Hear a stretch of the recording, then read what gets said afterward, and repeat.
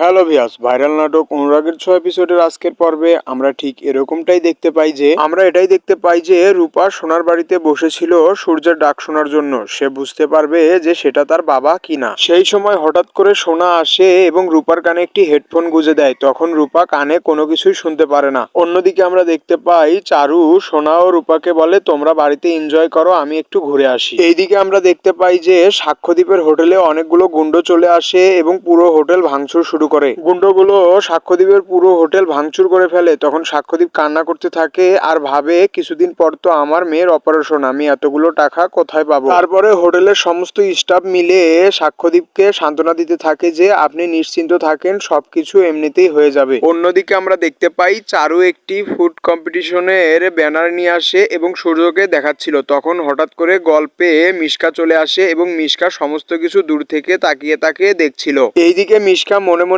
ভাবছিল যে আমি তো ইরা ও দীপাকে রাস্তা থেকে সরিয়ে দিয়েছি, তাহলে এই মেয়ে আবার কোথা থেকে চলে এসলো। তখন মিশকা মনে মনে ভাবতে থাকে যে আমি তো এই মেয়েকে সেই দিন হোটেলে কান্না করতে দেখেছিলাম, আমি তো ভাবলাম ওদের ব্রেকআপ হয়ে গেছে, এখন আবার নতুন করে কি হলো। এইদিকে আমরা দেখতে পাই দীপা মন্দিরে আসে সাক্ষ্যদ্বীপের হোটেলের জন্য পুজো করতে। তখন দীপা দেখতে পায় যে পুরোহিত মশাই অসুস্থ হয়ে পড়ে আছে। এইদিকে আমরা দেখতে পাই সূর্য জয়দের বাড়িতে চলে আসে জয়ের সাথে কথা বলার জন্য। তখন জয় সূর্যর সাথে আবল তাবল কথা বলতে শুরু করে দেয়। তখন সূর্য জয়কে বলে যে আমি এখানে তোমার ভালোর জন্য এসেছি, এখন বলো দীপা কোথায়। দীপা আমাকে ফোন করে এখানে আসতে বলেছিল। সো ভিউয়ার্স, এই ছিল আজকের ভাইরাল নাটক অনুরাগের ৬ এপিসোডের মূল পর্ব। এই নাটকের নতুন নতুন পর্বগুলো পেতে আমাদের চ্যানেলটিকে অবশ্যই সাবস্ক্রাইব করে এবং একটি লাইক দিয়ে আমাদের পাশে থাকবেন। ধন্যবাদ।